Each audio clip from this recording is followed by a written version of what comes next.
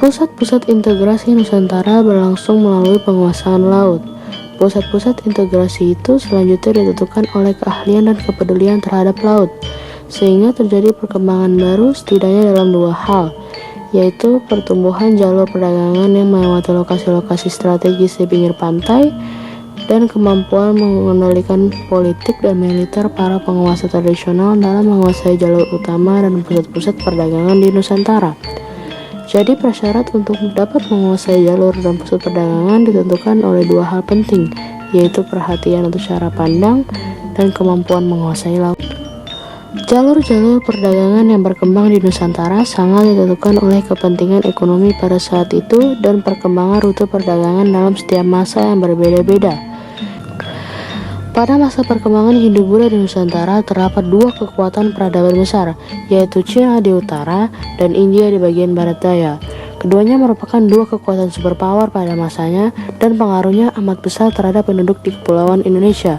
Bagaimanapun, peralihan rute perdagangan dunia ini telah membawa berkah sendiri bagi masyarakat dan suku bangsa di Nusantara. Mereka sangat langsung terintegrasikan dalam jalinan perdagangan dunia pada masa itu. Selat Malaka menjadi sangat penting sebagai pintu gerbang yang menghubungkan antara pedagang-pedagang Cina dan pedagang-pedagang India. Pada masa itu, Selat Malaka merupakan jalur penting dalam pelayaran dan perdagangan bagi pedagang yang melintasi bandar-bandar penting di sekitar Samudra Indonesia dan Teluk Persia. Selat itu merupakan jalan laut yang menghubungkan Arab dan India di sebelah barat laut Nusantara dan dengan Cina di sebelah timur laut Nusantara. Jalur ini merupakan pintu gerbang pelayaran yang dikenal dengan nama Jalur Sutra.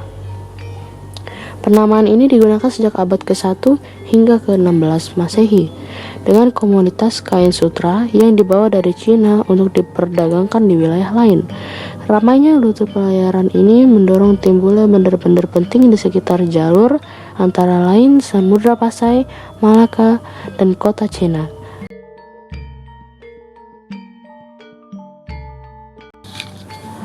Akulturasi kebudayaan merupakan suatu proses pencampuran di antara unsur-unsur kebudayaan yang satu dengan kebudayaan lainnya, sehingga menghasilkan kebudayaan baru. Kebudayaan baru yang menjadi hasil pencampuran tersebut masing-masing tidak kehilangan ciri khas atau kepribadiannya. Oleh karena itu, untuk dapat berakulturasi, tiap-tiap kebudayaan harus seimbang.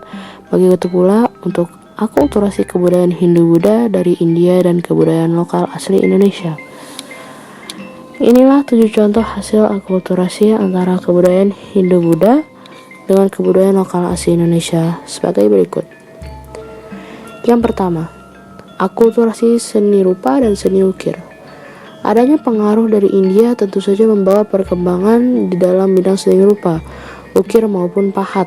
Hal ini nyatanya bisa disaksikan pada seni ukir atau relief-relief yang dipahat di bagian dinding candi. Misalkan, relief yang dipahat pada Candi Borobudur yang berupa pahatan riwayat Sang Buddha. 2. Contoh akulturasi seni bangunan.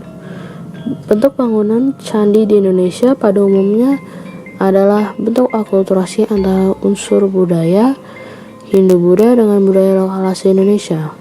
Bangunan yang megah, patung-patung perwujudan Buddha atau dewa, serta bagian dari stupa dan candi merupakan unsur-unsur dari India. Bentuk candi di Indonesia pada hakikatnya merupakan punden berundak yang tidak lain merupakan unsur asli Indonesia. Yang ketiga, akulturasi seni aksara dan seni sastra. Masuknya budaya India di Indonesia membawa pengaruh perkembangan seni sastra yang cukup besar di Indonesia. Seni sastra pada masa itu ada yang berbentuk puisi dan ada juga yang berbentuk prosa. Dilihat dari isinya, kesusastraan dikelompokkan menjadi 3, yaitu kitab hukum, tutur, wiracarita. Bentuk wiracarita sangat populer di Indonesia, misal seperti Bharatayuda yang digubah oleh Empu Panuluh dan Empu Sudah. Karya sastra semakin berkembang, terutama yang bersumber dari Ramayana dan Mahabharata ini, yang telah memunculkan seni pertunjukan wayang kulit. Pertunjukan wayang kulit yang ada di Indonesia, khususnya Pulau Jawa, sudah sangat mendarah familiar. Cerita di dalam pertunjukan wayang kulit ini berasal dari India namun wayangnya berasal dari Indonesia asli. Yang keempat, akulturasi seni pertunjukan. Brandes berpendapat bahwa gamelan adalah salah satu instrumen di antara seni pertunjukan asli yang dimiliki oleh Indonesia sebelum unsur-unsur budaya dari India masuk. Selama berabad-abad, gamelan telah mengalami perkembangan dengan masuknya unsur budaya baru baik pada segi bentuk maupun kualitas. Macam-macam gamelan sendiri dikelompokkan dalam xylophones, chordophones, membranophones, aerophones, dan thidophones. Yang kelima, akulturasi sistem kepercayaan. Sejak masa praksara, masyarakat di Kepulauan Indonesia sudah mengenali adanya simbol-simbol yang bermakna filosofis. Misalnya, terdapat orang yang meninggal di dalam kuburnya disertai dengan beberapa benda. Di antara benda tersebut biasanya terdapat lukisan orang yang sedang naik perahu, yang bermakna bahwa orang yang telah wafat, rohnya akan melanjutkan perjalanan ke tempat dan tujuan yang membahagiakan, yakni alam baka. Sedangkan di Indonesia, di samping sebagai tempat pemujaan, candi juga sebagai makam raja atau untuk menyimpan abu jenazah yang sudah meninggal. Hal ini jelas sebagai perpaduan antara fungsi candi di India dan tradisi pemakaman serta pemujaan roh nenek moyang yang sudah ada di Indonesia. 6. Akulturasi arsitektur. Bangunan keagamaan seperti candi sangat dikenal pada masa Hindu-Buddha. Hal tersebut terlihat jelas di mana pada sosok bangunan sakral peninggalan Hindu seperti Candi Gedung Songo maupun Candi Sewu. Bangunan pertapaan wihara juga merupakan bangunan yang berundak. Terlihat di beberapa Candi Tikus, Candi Jalatunda, dan Candi Plausan. 7.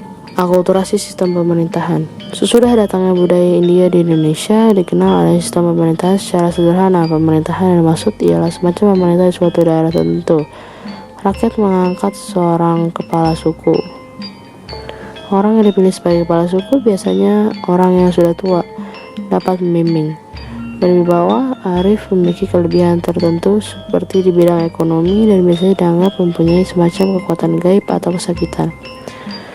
Sesudah pengaruh budaya India masuk, maka pemimpin tadi diubah menjadi raja, kemudian wilayahnya disebut sebagai wilayah kerajaan. Contohnya seperti di Kutai.